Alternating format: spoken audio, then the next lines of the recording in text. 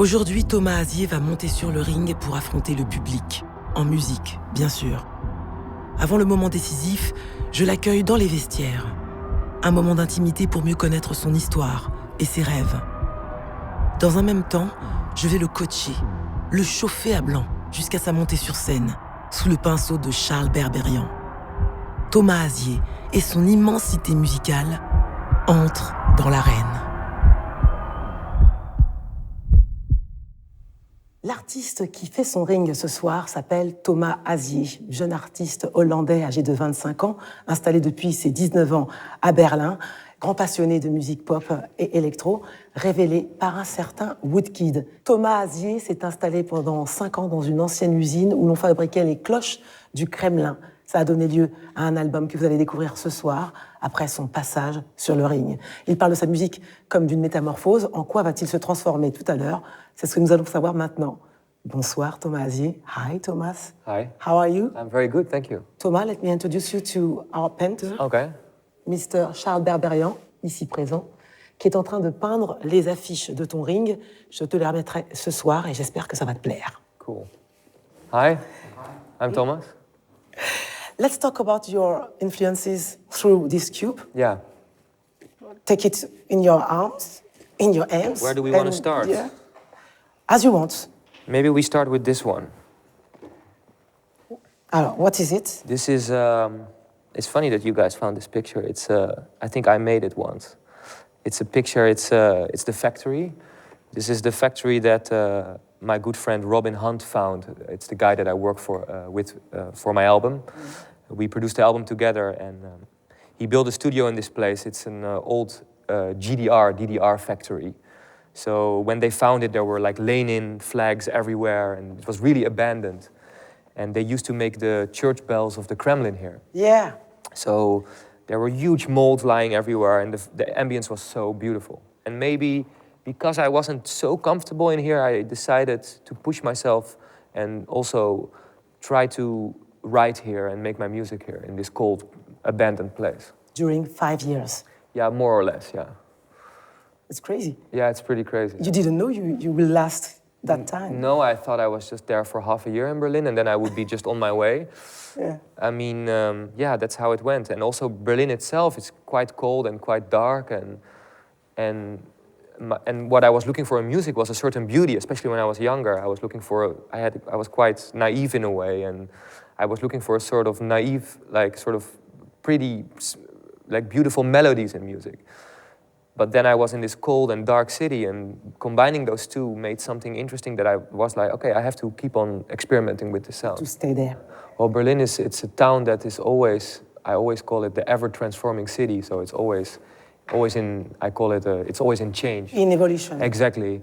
And it's like, I kind of see it like a sort of like a phoenix that is literally rising from the ashes. I mean, after the war, it was a sort of a cultural reset button.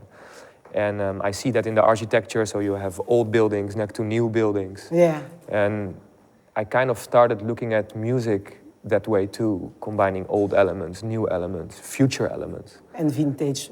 Exactly, for example, yeah. So that's how I got into it, yeah. Another picture? Let me see. Well, this movie, this is a movie by Bella Tarr, and my good friend Sander showed it to me. He's from Berlin and he does all my videos.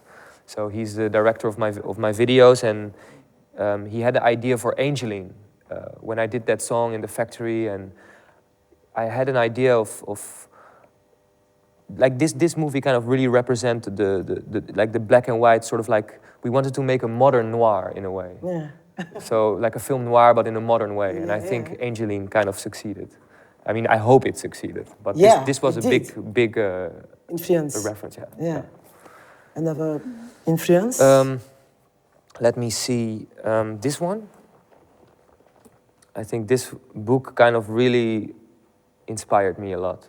And that's what you say about your music in general? Yeah. It's a metamorphose, like... Well, like a lot of mythological stories, they talk about metamorphosis, the change. Yeah. And change is, for me, you can see it in everything in life. Life is constantly changing, and I think that it's about dealing with this change all the time, trying to like your financial situation is all the time changing, relationships are changing, your body is changing. It's kind of becoming from a young man to more of a man in a way.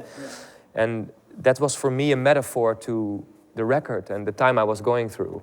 And a lot of these stories, like for example, the story of Hylas, the title of my album, that's a story, one out of this book, for example, that talks about Hylas is going, he's on a trip to find water, and he sees a couple of nymphs in the water. Yeah. And he falls in love with the nymphs, and the nymphs drown him into the water, and he dies and becomes one of them. Yeah. And this is for me a metaphor for so many things. So, another picture? let me see, what do we have here? I mean, this says dreams, where I think you asked me before what are my major influences. Yeah. And it's always hard because I think people expect me to have a lot of musical influence, like, hey, this band or that band. But it's a lot of conversations, for example, like if we have a nice conversations together and I remember this and I start thinking about, I will maybe write a song about some of the things we talked about.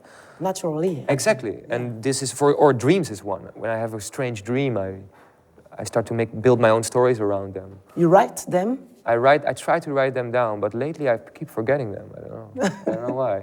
They said that there are some tricks to remember them, but I keep forgetting them the last time. Maybe it's because it's such an exciting time. Thank you, Thomas. Maintenant, on va découvrir ta playlist avec Deezer.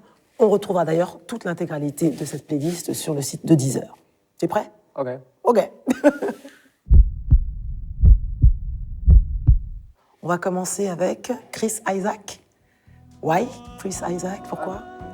I mean, I really love the song, of course, but why do I love the song? Because, for example, I see my own music always as a sort of a play between hope and despair. And this one has the same kind of sweet darkness that I'm looking for in my own music.